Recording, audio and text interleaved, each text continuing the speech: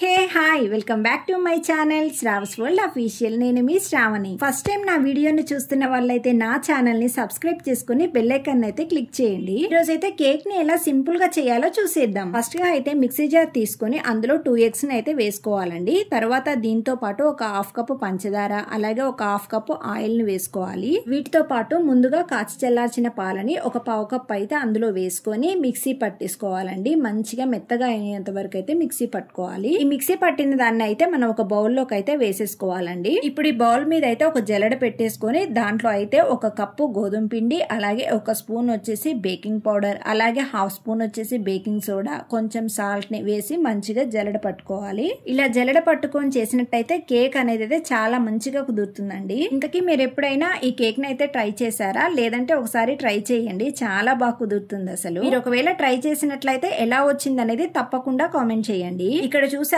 నేను cut and fold method లో అయితే కలుపుతున్నాను. ఈ కేక్ ఫ్లఫీగా రావాలంటే ఎలా పడితే అలా కలపకూడదండి, ఇలా కలిపితేనే మంచిగా వస్తుంది. ఇంకా ఫైనల్లీ ఇందులో ఎగ్స్ వేసాం కాబట్టి స్మెల్ రాకుండా ఉండటానికి ఇక్కడైతే నేను వెనిలా ఎసెన్స్ అయితే వేసాను. ఇది వేయటం ద్వారా స్మెల్ అనేది రాదు. ఒకవేళ ఇది లేకపోతే మీరు యాలుక్కాలనైనా వాడుకోవచ్చు. ఇందులో కలుపుకోవటానికి చాకో చిప్స్ అయినా లేకపోతే డ్రై ఫ్రూట్స్ అయినా వేసుకోవచ్చు. ఇక్కడ నా దగ్గర అయితే టూటీ ఫ్రూటీ అయితే ఉన్నాయి, అందుకే నేనైతే అవి వేసి కలుపుతున్నాను. అన్ని కలిపిన తర్వాత ఇలా అయితే రావాలండి. అలా వస్తేనే మంచిగా వస్తుంది కేక్ అయితే. ఇప్పుడు కేక్ బౌల్ అయితే తీసుకొని దానికి మంచిగా ఆయిల్ రాసేసి అలాగే గోధుమ పిండిని వేసి డస్టింగ్ చేసుకుని మనం ముందుగా రెడీ చేసి పెట్టుకున్న ఈ పేస్ట్ అయితే అందులో వేసాను. ఫైనల్ గా దీంట్లో అయితే నేను మళ్ళీ కొద్దిగా టూటీ ఫ్రూటీని అయితే యాడ్ చేసుకున్నాను, పైన గార్నిష్ గా బాగుంటుందని చెప్పి. ఇక టూటీ ఫ్రూటీతో పాటు నా దగ్గర ఉన్న డ్రై ఫ్రూట్స్ ని కూడా యాడ్ చేశానండి. కలర్ఫుల్ గా ఉంటుంది కదా కేక్ అనేది చూడడానికి అని చెప్పి. గోధుమ పిండితో ఫస్ట్ టైం ట్రై చేస్తున్నా అని చెప్పా కదండి షార్ట్ వీడియోలో, ఎలా వస్తుందా అని మంచి ఎక్సైట్మెంట్ గా అయితే ఉంది నాకు. ఇప్పుడైతే ఇక్కడ కేక్ బ్యాటర్ అంతా రెడీ అయిపోయిందండి. దీనికంటే ముందుగా నేను ఒక 10 నిమిషాల ముందు ఒక కళాయిలో అయితే స్టాండ్ పెట్టేసి ప్రీ హీట్ చేసుకున్నాను. ఇప్పుడు ప్రీ హీట్ చేసుకున్న స్టాండ్ మీద అయితే మనం ఈ కేక్ బౌల్ అయితే పెట్టేసుకుందాము. పెట్టేసుకొని ఒక 40 మినిట్స్ అయితే దీన్ని వదిలేసేయాలండి. 40 మినిట్స్ తర్వాత మనం మూత తీసి చూసినట్లయితే మనకి కేక్ అయితే 80% అయితే రెడీ అయిపోయిందండి. మళ్ళీ మూత పెట్టేసి ఒక 5 మినిట్స్ అయితే కుక్ అవ్వనిచ్చానండి. ఇప్పుడు మనకి ఎంతో టేస్టీ అయిన